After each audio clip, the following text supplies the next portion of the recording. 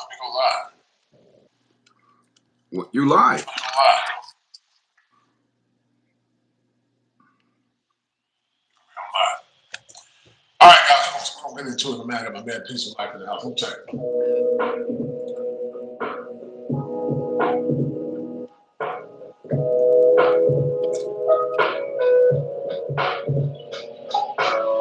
Two minutes after the hour, 3 o'clock. I got my man, Peace of Life in the house, guys. We're gonna have a brief conversation on the importance of relationships. Brief conversation on the importance of relationships. And the question, guys, that we're going to be talking about is if marriages are dead in modern times. We're going to break down the conversation between Coach Greg Adams and Andrew Wilson.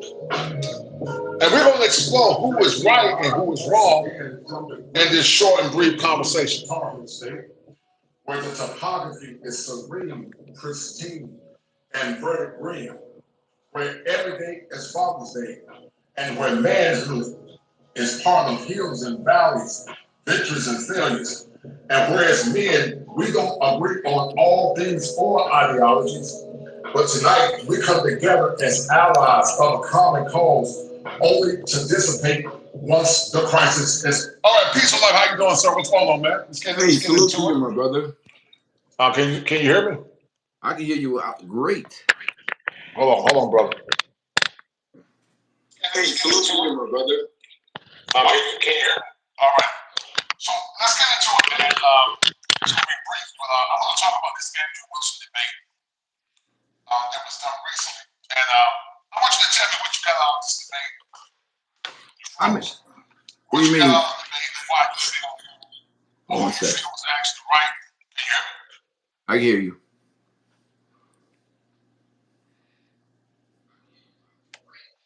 All right, so let's get into it, man.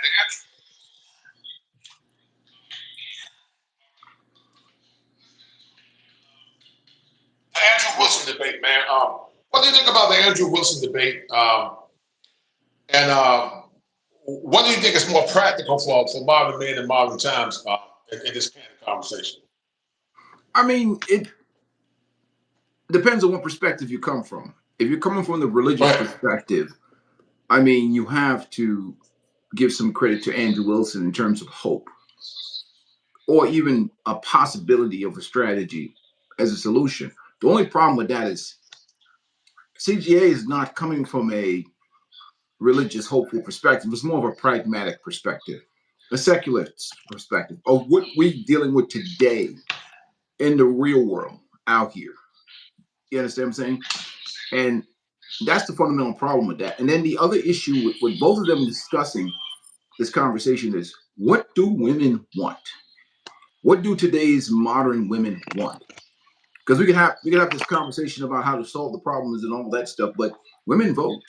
Women have agency. Women have choices. Do the women that these guys are talking about, are they even a part of, do they even want to be a part of the conversation? Are they even interested? Do they see Andrew Wilson as a reflection of the Handmaid's Tale? You know what I mean? And so that's the fundamental problem. What's going on today in the real world? And are the women even receptive to what they're talking about?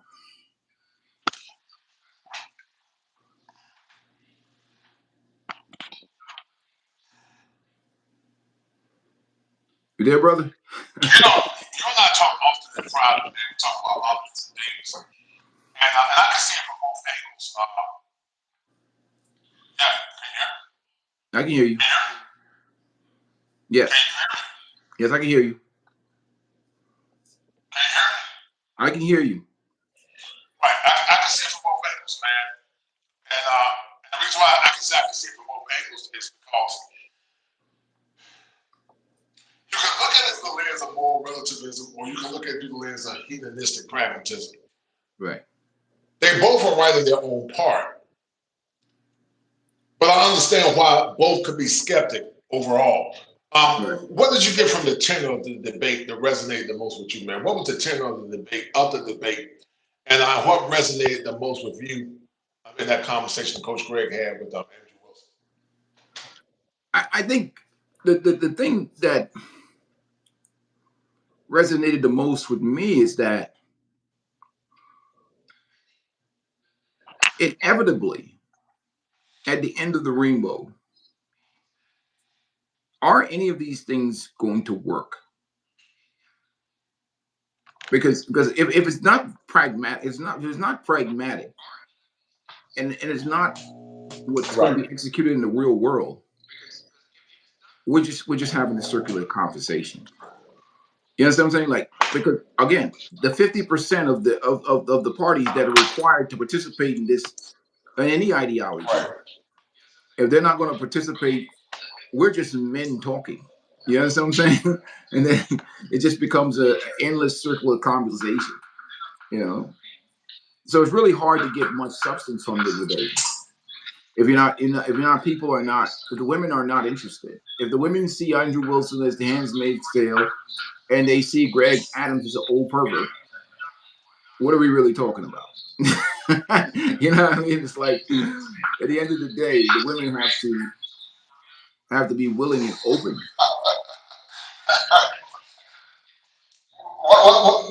Tell the audience what you mean by the Handmaid's Tale.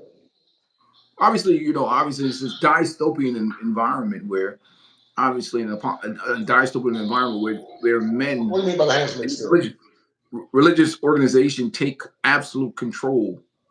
I forgot what the name of the organization is called, of society and women, particularly regulating women's behavior, regulating everybody's societal behavior, and breeding rights and mating rights only to a select few. The particular organization within that religious organization, they basically did whatever they wanted to do with women under certain guise. And anybody who stepped out of the line with that religious cult was punished harshly.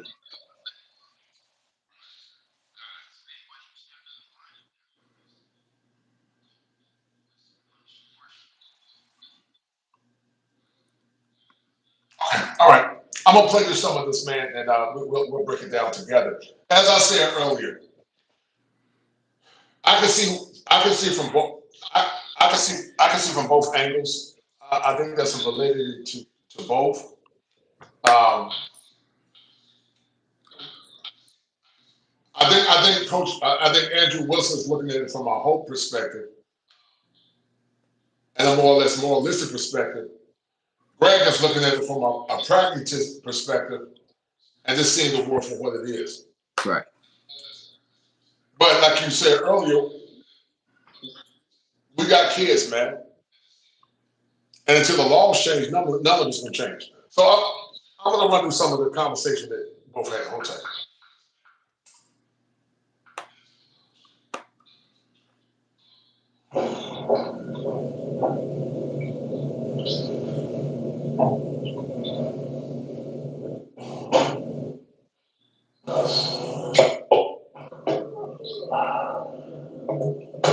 I don't know who's going to win. 12 times the monetized YouTube champion.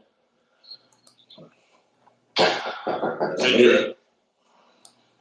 Well, congrats. If it was a contest, you won that one. Yeah. You don't want to win that. No. I feel like I'm okay taking the L on that. Okay, taking the hard working. I got an email one.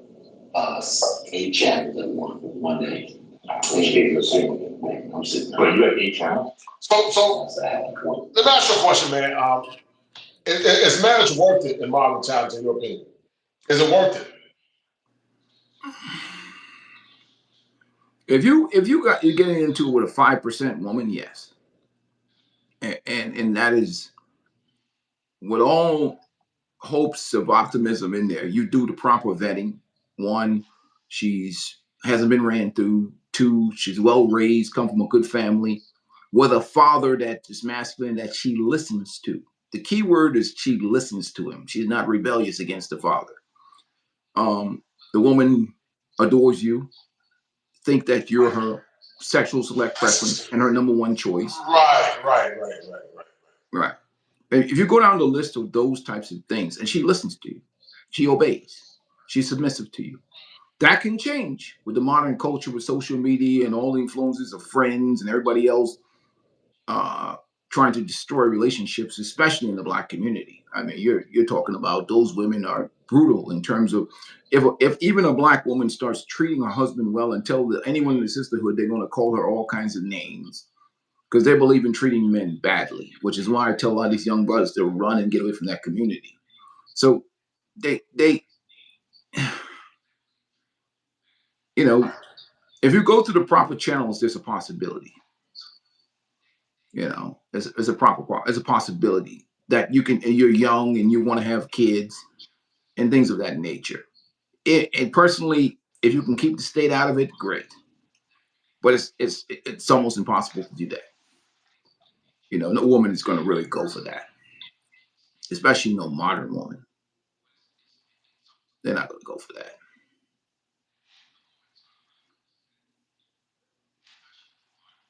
Right. Yeah, what I got from it is that many people have issues with religion and the essence of the Bible in itself. In my opinion, there's nothing wrong with the Bible. Right. The problem is that many people don't follow the mandates of the Bible. Right. You're not talking about the 5% woman. I'm talking about the remnant Christian. And there was a time when people did use the Bible as a measuring stick to push towards morality. So if you don't believe in the Bible and you think that the current world we live in, once you die, that's it, that's more or less an agnostic approach. If you believe in the agnostic approach, then, you know, of course, you're going to be a hedonist. Right. Because having an agnostic approach, you're going to be a hedonist because you don't believe that there's an afterlife. Can you hear me? Yeah, I hear you. But however, if you believe in moral relativism, or not moral relativism, but more pragmatism, not only do you believe that there's a life to come, and not only do you understand the importance of family and tradition, if you understand the importance of family, tradition, and stability, then you might more or less go towards Andrew Wilson. So if you're a hedonist and you don't believe that there's a life to come, and you see the world for what it is, these women ain't going to change, then you might more or less think of Coach Greg Adams. Right.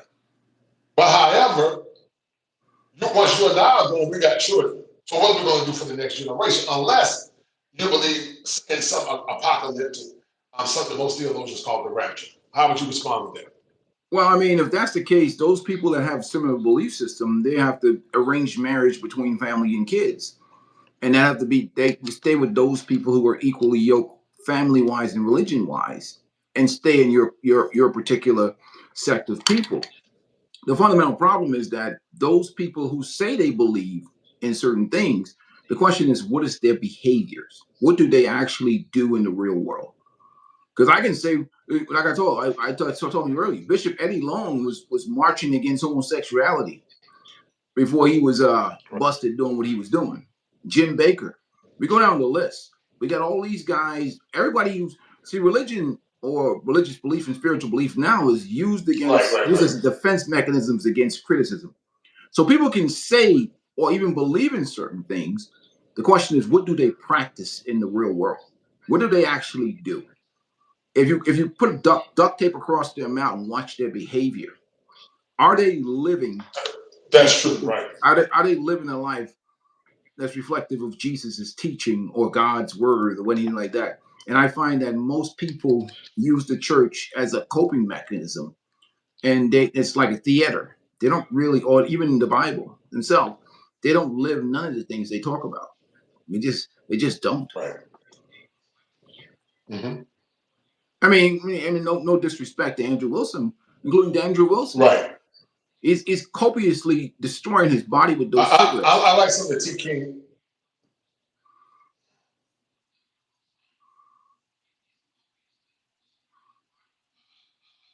Yeah, he said Andrew Wilson's solution working. I like something that T. King said. He said that Andrew's solution.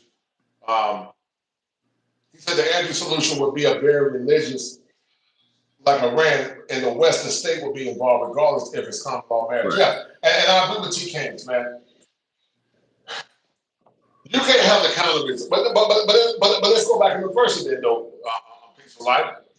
Because America has never been a theocracy, not a pure theocracy. Right.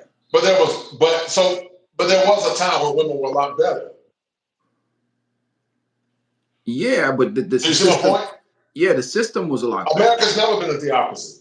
Right. But how is it American women were better in the past compared to American women now? Culture, freedoms, consequences, real consequences, laws. There's all different factors that kept women in check. What do you mean by the system? What do you mean? Well, you got to look at the culture first of all. There was shame.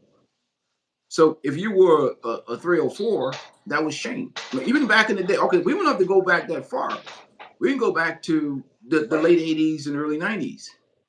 There was a point in time where we called women chicken heads, right?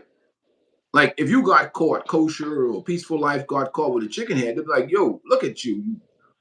Caught you, you slept with so-and-so. She's a chicken head. You wouldn't be seen walking around at 11 o'clock midday with a chicken head on your arm. Now the birds are talking to us on social media. It's calling us bums.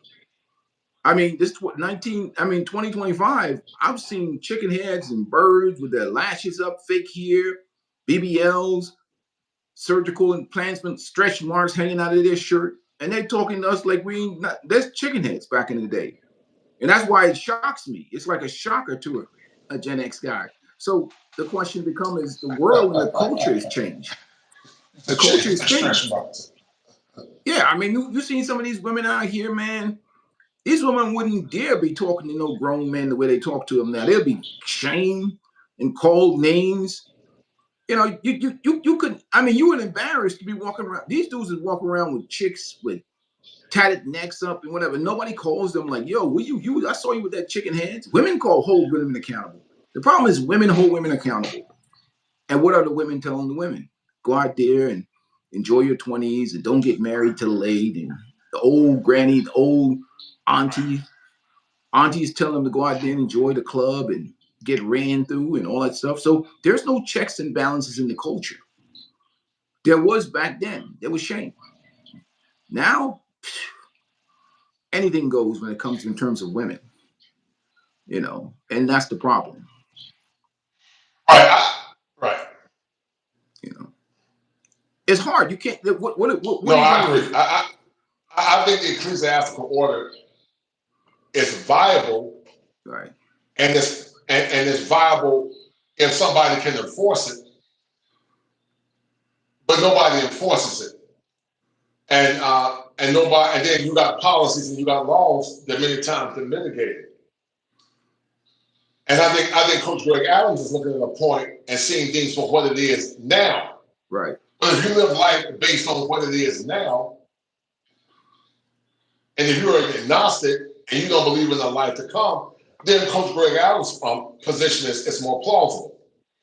But if you look at spiritual truths in the world to come, and then from your children and my children and the points of morality, then Andrew Wilson's point is more plausible. Right.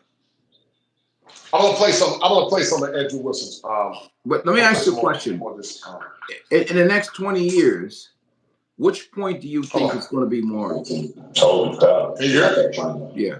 I'm on Jay for all of this, and then they were. You did that, huh, Jay? Yeah, he did it. Somebody did. You know. Okay. Yeah. See. Yeah. There we go. Ooh, somebody reported me. Well, it doesn't necessarily work because, and I'm going to tell you why. Because a woman can go. Yeah, you took it out with the people. I mean, the chatter. Oh, Yeah, I don't know. Besides, yeah.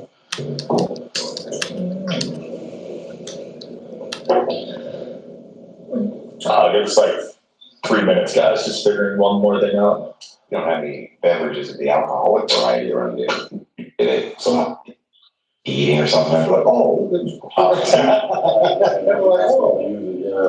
a napkin right here in my pocket. Oh, what did I think of that? Have some respect and take that baseball cap off. So let me ask you a question. What parts of the debate do you feel like Coach Greg Adams won? I mean, if you really want to know, the home run came at the end when he started talking about how Andrew Wilson actually lives, and Andrew Wilson brought his wife into it, but about her book sales, and then when he did, because here's the thing about it. You can say whatever you want to say, but Andrew Wilson inevitably proved Coach Craig Adams' point, the fact that who he married. And because they're not these a whole pile of virtuous women that have not been ran through, that these virgins or these low body count women that men are going to be married, when the average modern woman has so many bodies on them.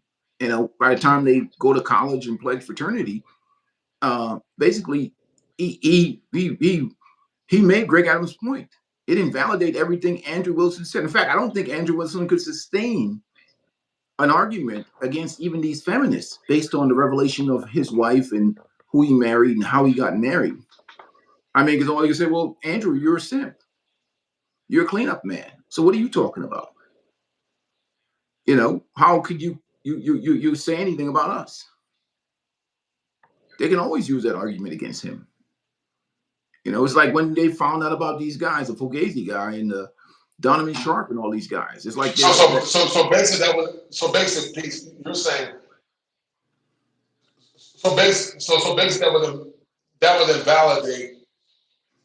that would invalidate this whole more reasoning position, because how can we expect to have a more perfect union in marriages and relationships where the quality of women are so low? Exactly. And it's like that Bishop Eddie Long. He was marching against homosexuality, and we found out he was a part of the action. Well, how can Andrew Wilson, who's got with a woman that has 2 kids he has 3 kids, 2 baby daddies, right. and he's basically a cleanup man. Everything that his masculinity has been assassinated in that regard in men's spaces, because that's not a respectable thing that people talk about. So it doesn't matter what happened during the debate. At the end of the debate, that role that Andrew Reddick, his credibility is shot, because if you're going to need these types of women, good quality women, yeah.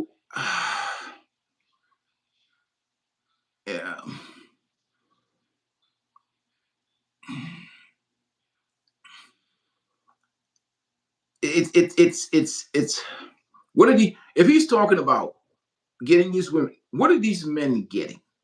What are these so-called Christian men going to be married?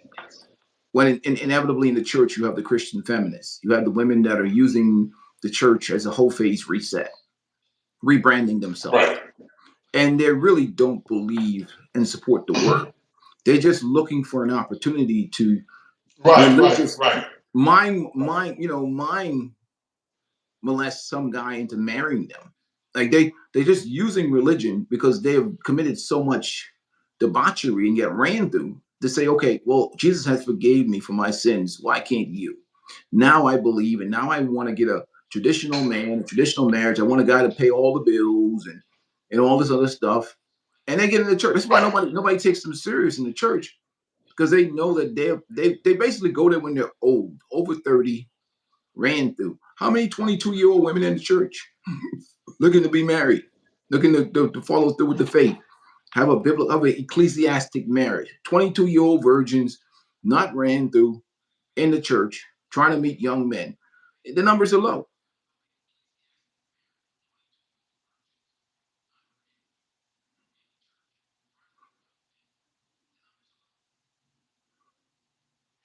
No, I agree. I like what T. King said. I don't think Andrew ever argued against not dating single moms, but I'm not taking someone else's saved game.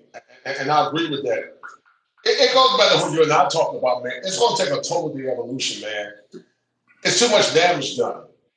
It will take a total de-evolution. If he's not arguing against marrying single moms, he's certainly arguing against ran through women. So in essence, he's arguing against ran through women. You know what I'm saying? In essence, he makes very much a strong moral argument against women being ran through. And you see him on the Whatever podcast. He goes at women for their body counts and all this different perspective. He goes at them for feminism. He goes at them for many different things, leaving marriages or premarital sex. So many things he goes after these people for. The question becomes, if you're selling virtues, then you must be the leader of the virtue train. You know what I mean? Let your life be a reflection of what you're saying.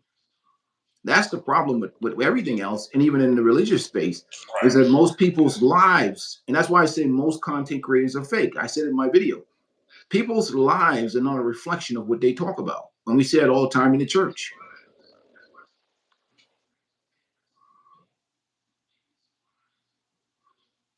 You know? Because people can say anything. Content creators. Shout out to my man. I don't know, can y'all see me?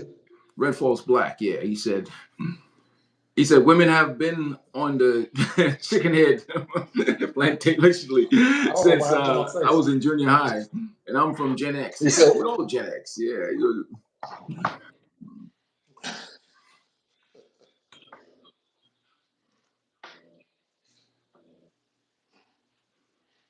Can you see me? I can see it, man. I can see it. Can you see me? Mm-hmm. Can you see me? Yeah. You can see. Can you see me? Yes. All right. Yeah, I can't see myself on the screen. All right. Hold tight. All right. Let's listen to this. Hold on. You on mute? Better communities that have safety, good children, good schools are typically centered around marriage. However, marriage has not progressed to the point where men can be safe legally, and a lot of men have experienced tremendous damage, collateral damage as a result, and it has led to broken families, a lot of broken hearts, simply because the laws are not positioned to benefit both people in a divorce. Therefore, you have no fault divorce. You have opportunities for women to use the courts against men. And as a result, men have seen 1, 2, and 3 generations of men getting harmed, their grandfathers, their fathers, their uncles, their brothers getting harmed by this. So Generation Z men are not positioning themselves for a positive marriage. So at this particular point, if someone that asked me, would I recommend marriage for them, and they were in a certain position in life, they weren't established, I would say no. There's no benefit to be married for them. All right. Based on what Coach Greg said, based on the current laws, would you recommend marriage? Tough. I'll be honest with you. If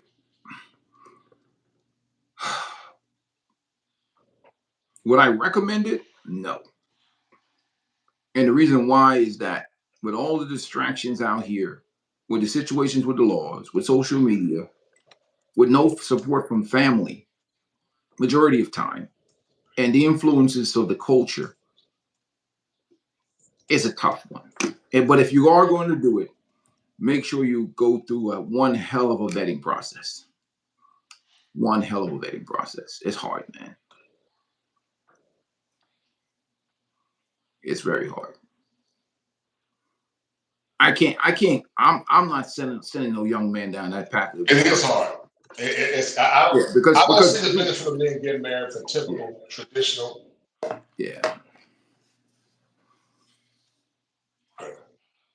Yeah, because I mean, we have a belief system that marriage is good for kids, society, and family. Your response, Andrew? Yeah, I didn't hear any anti-marriage arguments. I heard anti-divorce arguments. So I'm with you on divorce, 100%. Stream over. And but it's a good thing that the topic isn't on divorce; it's on marriage. And it seems like you agree with my proposition then. And the proposition is that marriage, quote, is a great institution. Yes. And that right now your concern is that men can't be safe in marriage, but that's not actually what you're saying. You're not saying men can't be safe in marriage; they can. You're saying that they may not be safe in divorce. So I have a counter proposition for you. My counter proposition is, what if it's the case that you can use religious marriage institutions without the state? And then we add the ecclesiastical structure of the marriage. That's what always kept them together anyway, before the state was ever involved. So what if instead we use the ecclesiastical church, the structure of the old churches, that would be Catholicism and Orthodoxy, where you see the lowest divorce rates, because the community puts pressure on the women to act right. That's what they do. Right now, the state applies no pressure on women to act right? You can just go and file whatever you want, get a divorce, and go be dating the neighbor by the next night. We totally agree on that. But to say that we should ban, Do you think that ecclesiastical order is going to put pressure on women to act right? That's a 5-star question. If you're talking about everything operating within that church and in a community that's set up to support that, yes. The problem is when we out here in the secular world where everybody's connected with every other people that are in the secular world and they have very much influences. What if that woman, well, you got to, it's almost like you'd have to have a tribe, your own religious tribe that you are marrying into, and that everybody's connected within that tribe, and people, get advice within that tribe. They talk to other women in that tribe, and they keep their situation closed off from most people in the secular world. That's the only way that can work, because the influences of the culture is extremely strong. Like the Amish. The Amish, he used one example of the Amish. The Amish are pretty much shut off from the rest of us. They stay to themselves. The daughter is hanging out with the mother and the grandmother that have the same belief system. And their friend down the street has the same belief system. And the friend next door has the same belief system. So within that whole culture and society, the belief system of marriage and family is reinforced. You can't do that with the modern secular world out here, and everybody's doing whatever and believes whatever. And they're having contact with these, like your wife is there having contact with people. Now we have the phone where they're talking to people online all the time. You know what I mean? You would have to deal with social media and all of that.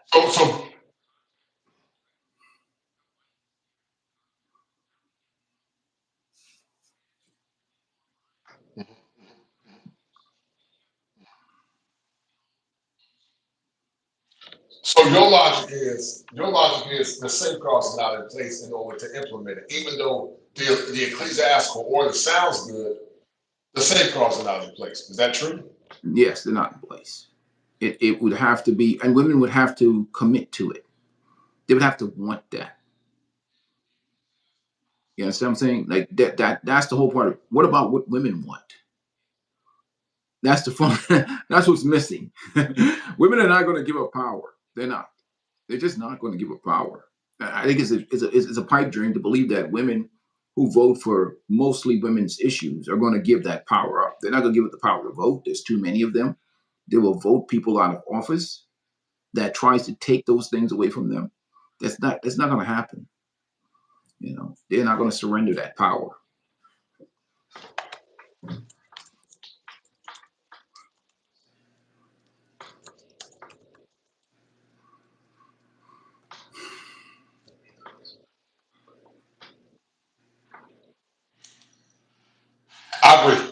I agree 100%. Unfortunately, you're correct. They're not going to surrender the power. Guys, y'all have to forgive me with this audio. This room is not soundproof, so y'all have to forgive me. I apologize. abandon marriage is silly. It seems like you're completely pro-marriage. You're just anti-divorce. So why wouldn't you just throw your weight behind institutions where the divorce rate is the least, and you have an ecclesiastical structure which can be appealed to assist with that? That's what makes no sense to me. My response to that is if we're fifths, we be all drunk. All right. So that's a scenario that just isn't present. Can you explain the analogy for me? Well, if we use if, it's not a matter of if, it's a matter of when. If you say if we have a situation where this is present, then this would work. Well, that makes sense. If we had that, We do have it right now. Well, it doesn't necessarily work because, and I'm going to tell you why, because a woman can go to a divorce attorney and they can simply just say, hey, listen, it was a off the cuff, off the state divorce, but you got married within a certain state, or she filed in a certain state, so therefore the divorce goes on. Absolutely, yes. Well, I've been with the divorce attorneys, and what they'll tell you is, hey, listen, you can get married in the ritual, you can get married in the orthodoxy, you can get married off record. But if she files and that woman is hell bent on saying, we got married, I don't care if it was a ceremony where we walked on coals with our feet bare. That's considered a marriage. Let me ask you a question, Peace. What safeguards would you put in place to ensure that marriage is not a detriment for your sons and your boys? If you were a lawmaker, what safeguards would you put in place? Get rid of no-fault divorce, automatic 50-50 custody, and remove. I would make marriage harder to get into. That means you would have to have so many more signature. You would have to have meeting with a good professional therapist, good pastor. They'd have to sign off on the document to get married. There'd be a stringent process to getting married, and drastic changes in the law. The marriage ends in this amount of time. Nobody gets there's no fault divorce. So get rid of all that stuff. And then and I'll be honest with you, you're gonna have in 2025, you're gonna have to get draconian. Affairs and marriages is gonna have to be punished by jail time. I'm sorry, it sounds terrible, but it's gonna have to be like how it is in the Philippines. You guys should get locked up. They still got problems. It has to be like that. I'm sorry, because we have too much temptation out here with social media, distractions out here. And but another thing what I've noticed too that they're talking about, even with Andrew Wilson, he doesn't even calculate for people think marriage. If somebody's married for 30 years, it doesn't necessarily mean that marriage was successful. There's things worse than divorce. People can be tortured within a marriage, sexless marriage, abuse, mistreatment, emotional abuse, all kinds of things happen within the confines of marriage. So what exactly is a successful marriage? And who can control behaviors in a marriage? Or no church or nobody can make a woman have sex with a man, or a woman. What man would want a woman to have sex with him under duress? Imagine you having a sex with a woman and she's only having sex with you because the church forced her through social pressure to have sex with you. Would you want that sex as a man? I would find it absolutely disgusting. I wouldn't go anywhere near her. You know what I mean? Like, why would you want to go anywhere near a woman who has sex with you because of social pressure? It'll never happen in my life. No way. If a woman doesn't have any genuine passion, desire to have sex with me, she can just go find somebody else she can have sex with. Why would anybody want that? That's that. And Greg Adams called him a Neanderthal. Like, who wants that type of life? That's got to be the most demoralizing thing for a man, to be with a woman who only has sex with him because of some obligation. That's terrible.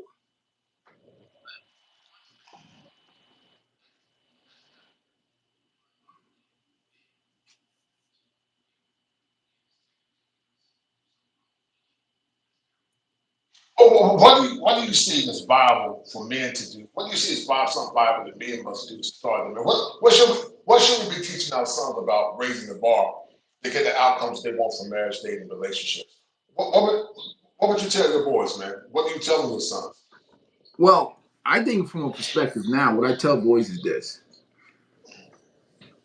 The thing you got to focus on right now is getting yourself into a powerful position as a man. And I always talk about that first 100,000, getting that into an investment, working for you while you're sleeping. Do the work in terms of your self-esteem, because a lot of our boys are raised in these situations where they didn't have strong fathers in their life. You may have to get a masculine therapist to work with you, to build your confidence, to build your self-esteem. So you're not making bad decisions, getting in relationships with, ran through women or single mommies or women that are just 304s, whatever the hell. That comes from an issue of low self-esteem. But the self-development aspect of All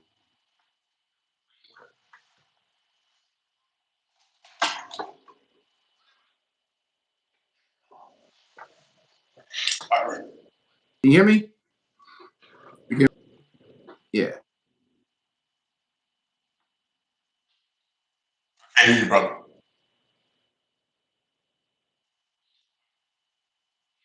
I hear you. There we go.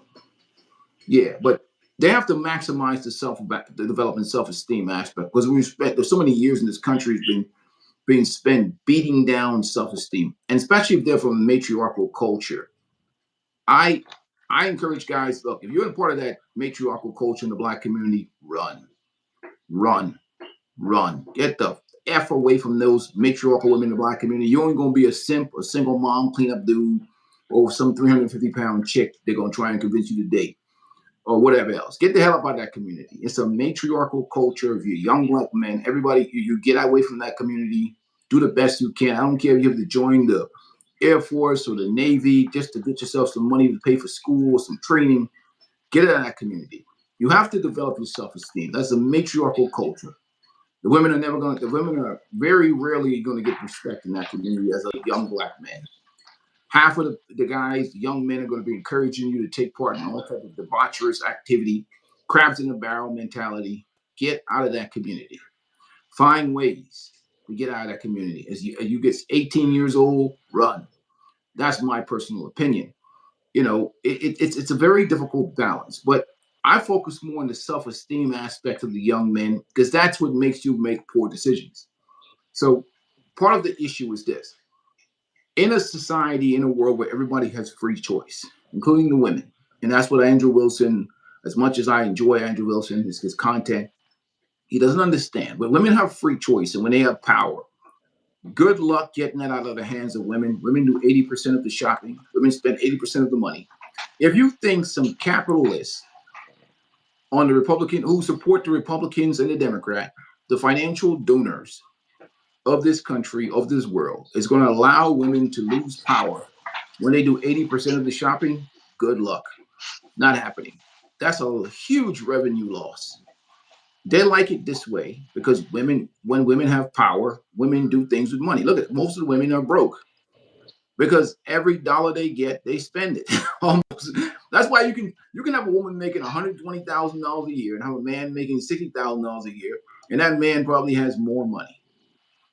He has more money in his savings. He has more money in his investment. So they really don't want that to change in terms of women spending money.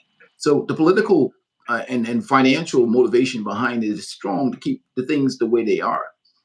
So other than an apocalyptic reset, what's the incentive for them to change things?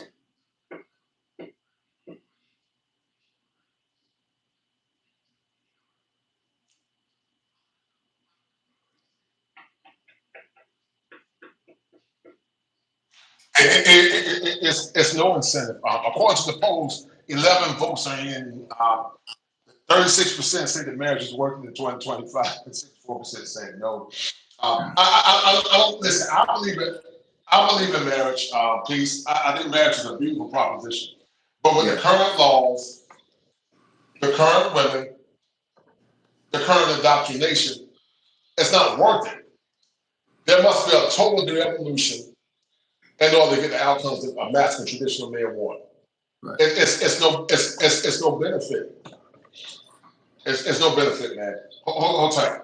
Hold tight. Not because marriage institution itself in general is bad, but the current crop of women that are taught to be marriage worthy, it's no benefit for them to get married. Hold tight. A marriage. You also have common law. You have a lot of other ways for that woman to establish marriage. How did you eliminate common law? I don't have any way to eliminate common law. So what I have is a way for men to avoid. Well, then Use it. No, the argument's not simple. So here's what you have. You have a if proposition, which doesn't exist for most men. Most men aren't religious. Most men aren't looking to be under a religious orthodoxy. So it doesn't apply. So you're taking a moral standard or a religious standard to apply to people who aren't under that veil. So let's start with a couple of things you said, which are fundamentally untrue. Most men are religious. Let me ask you a question. But before I ask you a question, I'm going to tell you what I believe. I'm going to argue peaceful life that while a lot of Black men and men in these spaces may not be practicing Christians, right, they do adhere to Christian virtues and Christian standards. The red pill in itself is biblical. right. And so they might not be card-carrying denominational Christians, but they do embrace some of the theological tenets that put men at top and put men first. How would you respond to that? I mean, that is true to the extent, but the thing about it is what you say you believe in and what you say you embrace versus what you say you practice. Because a lot of men in these red pill spaces talk about spinning plates. They talk about 304s. A part of this red pill space also has the dating coaches and whatever else. And they're teaching men how to get boxed. They're teaching men how to get in women's pants. It's many times it's hypocrisy, because many times they're teaching men how to get 304s. So how are you the 304 maker and you condemning women for being 304s? So there's a lot of hypocrisy too in these men's spaces. But fundamentally, what we do is a reflection. Like, people can tell me anything they believe in. I'm gonna start watching. That's true. I agree with that. I'm gonna watch your behavior. That's one aspect of it, and I agree with you. I agree with you. That's one aspect. Yeah, because I mean that fundamentally, what is a belief system that's not practiced in the real world reality? And I always say, show me the Jesus and how do you live. Don't tell me about Jesus. Show me the Jesus and how you live, and I'll believe you.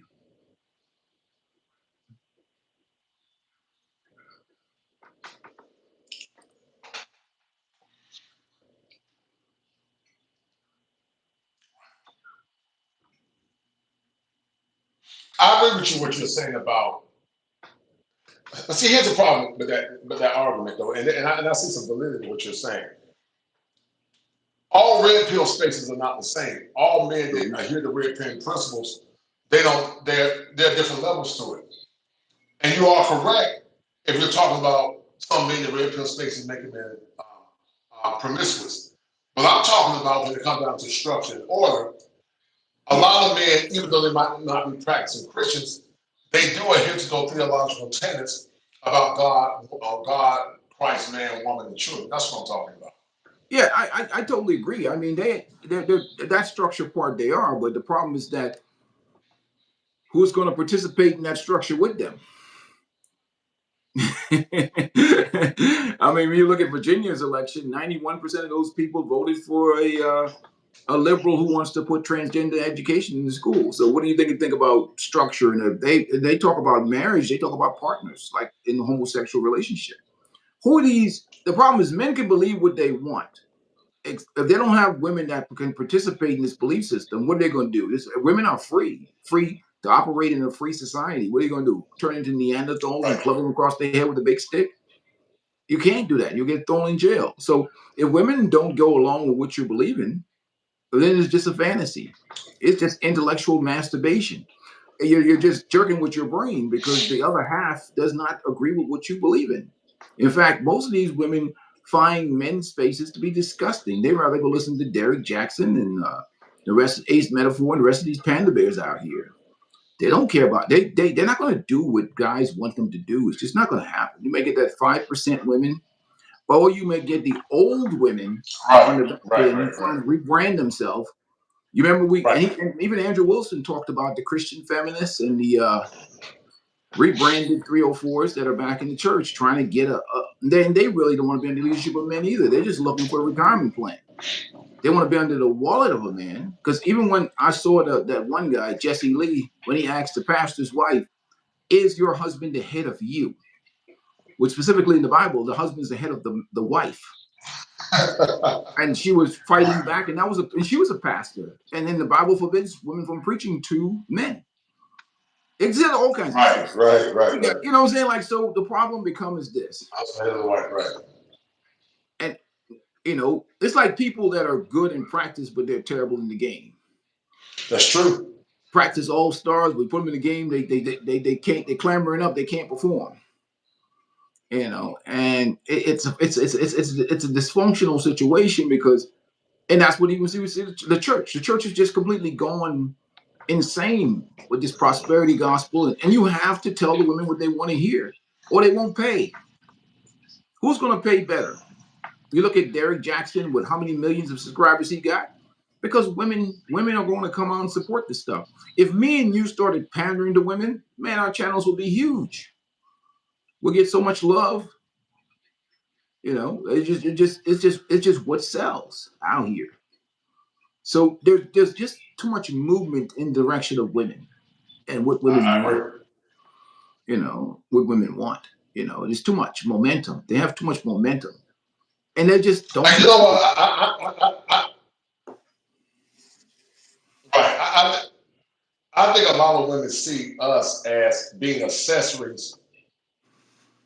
Right. I think so. What? No, I didn't say that. Go ahead, brother. I didn't say anything. I hear you, brother. No, I said go ahead. You said you I just didn't hear saying you. that most women see us as accessories. I think it's a delay. Yeah.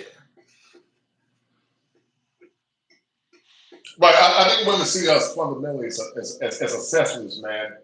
Um, Right. they see us as accessories. They don't see us as being the leaders and exemplars in No. relationships. They just see us as accessories to their own agenda. And because they see us as accessories to their own agenda, they never fully respect us as men and also see our humanity. And I agree with T. King's simps are the biggest issue that we have. When did you see this simple epidemic increase, man? When did you see it? When did you begin to see it? Because I don't know if it's been the last 10 or 15 years, but when did you begin to see it in full flesh? I mean, I think it's always been here. I think it's always been here. I think it's just more expanded. More, there was still semblance of masculinity in the '90s and whatever else, but you know, the simping was in the music. The simping was in the behavior. It just they've just restructured and reprogrammed the culture right before our right. I mean, just right in front of our face, and even the music started to change. You know, it went from love songs where men and women were singing to each other to girl power songs. You know, if you don't you don't like it, you put a ring on it or whatever the crap they be singing nowadays. So inevitably, I think it's just gotten to the point where we have too many generations since the 1960s of boys being raised without fathers. Man, I think even the boomers were some simps too. Right. So yeah, we had so much crap going on with the simping, man. The boys are just raised in the black community to be Oh yeah, son definitely. husbands, man. They're raised to be son husbands. Definitely. You know. And you can tell when you talk to some of the young men. I mean, they've been like literally broken, man. Some of them. They'll take some bad deals, dude. I mean, they take some bad relationship deals, man, with some of these women just to have themselves a woman or to have themselves some consistent box. They'll take some terrible relationship deals. We don't even understand it. Sometimes we talk to them, talk them out of it. You can't.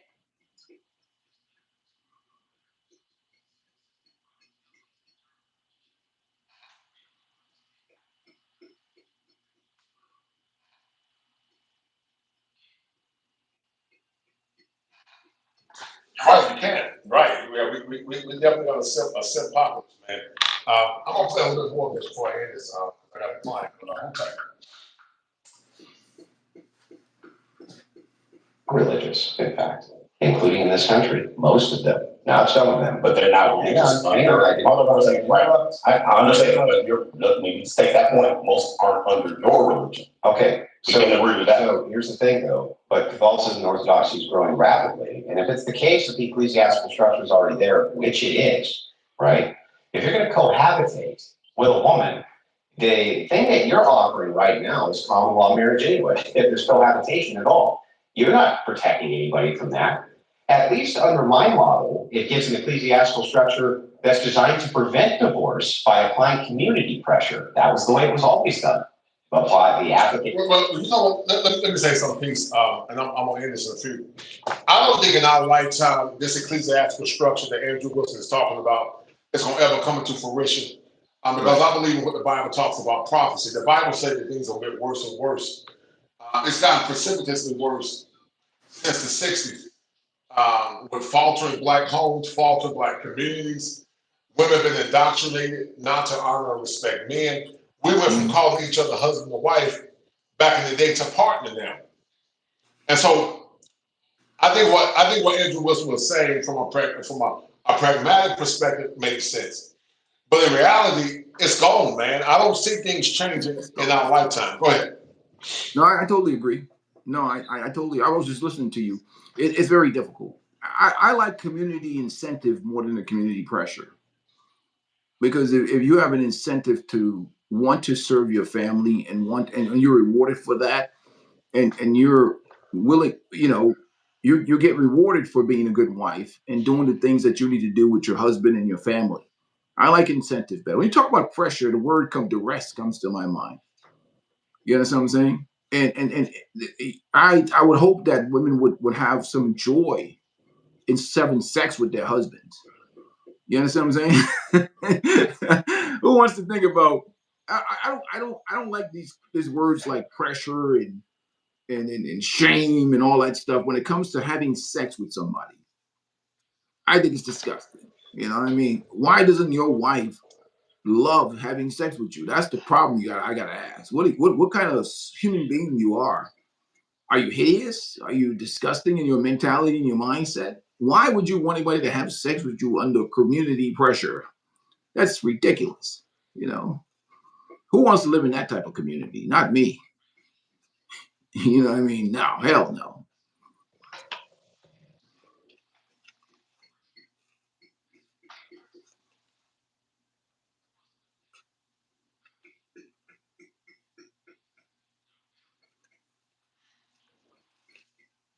What's the worst case you've seen before I end this? I have to go. But well, actually, ask you this before I end it. Who do you think won the debate, or you feel like it was neutral? I think it was basically a break-even shaming contest until Andrew Wilson played that card at the end with his wife being a baby mama of three kids with two different men.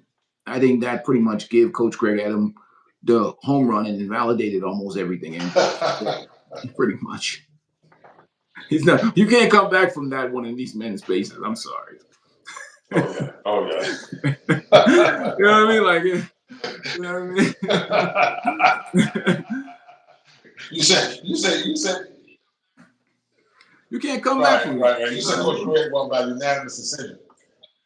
I mean, when he played that card about his wife, I mean that's the end of it. Yeah, but I agree with you, man. That was the ultimate cleanup. That's the ultimate cleanup, man. If Andrew Wilson is saying that the woman he married, that's like somebody talking. Like, imagine somebody talking tough, and you found out that they were beaten up by a midget. You know, like everything, all the tough talk is invalidated. You know what I mean? They found out some dude that's 2 feet and a half beat you up in the alleyway. I mean, what can you? I mean, the tough guy talk is gone. You know what I'm saying? That's what the situation with Andrew Wilson. Like, everything he said is disqualified by his wife's background and shit.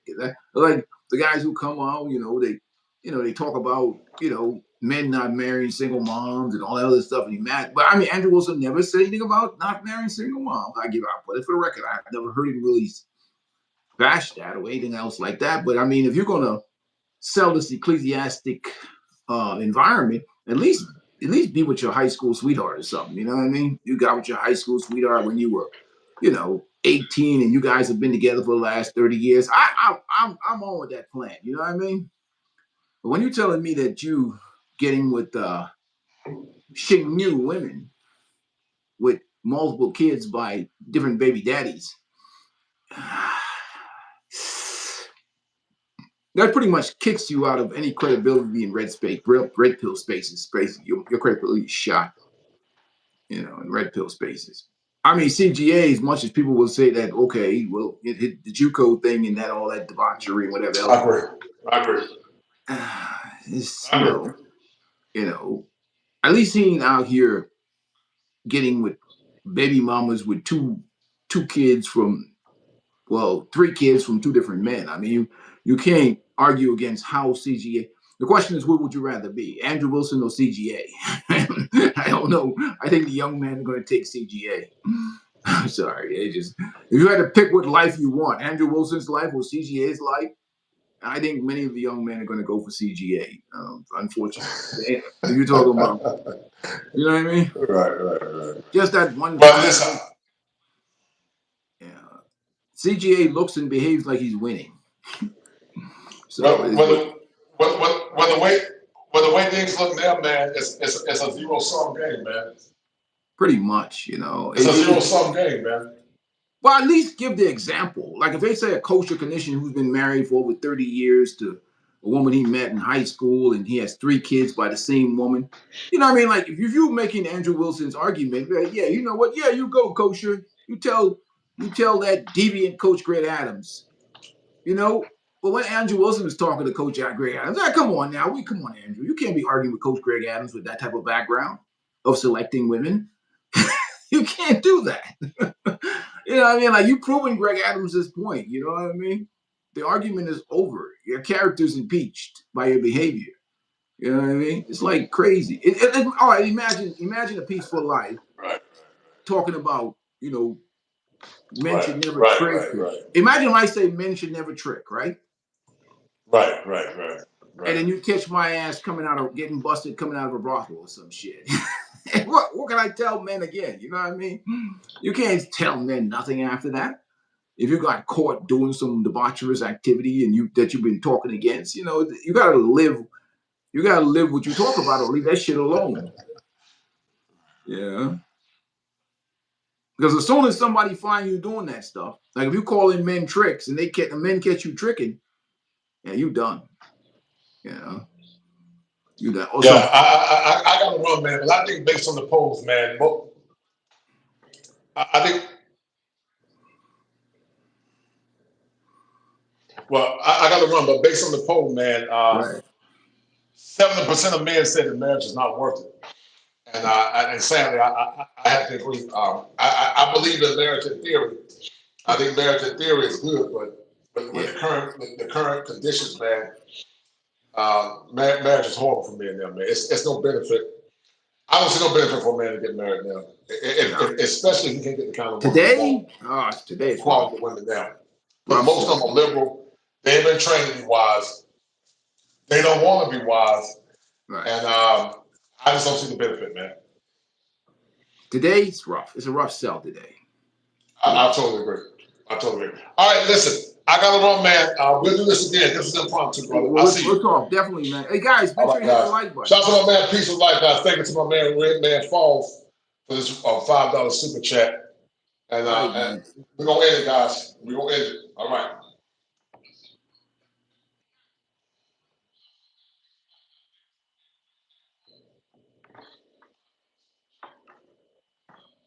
All right, brother.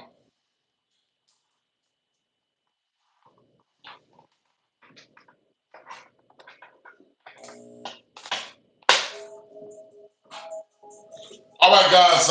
4 minutes after the hour, 7 o'clock or 4 o'clock. Thank you guys for tuning in on today. We're gonna end this show.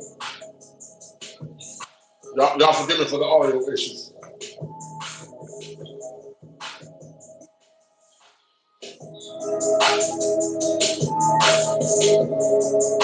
We're gonna end it. The polls are in. 71% said marriage is not viable, and 29% said yes. We're gonna end it here, guys. Thank y'all for tuning in. Be well.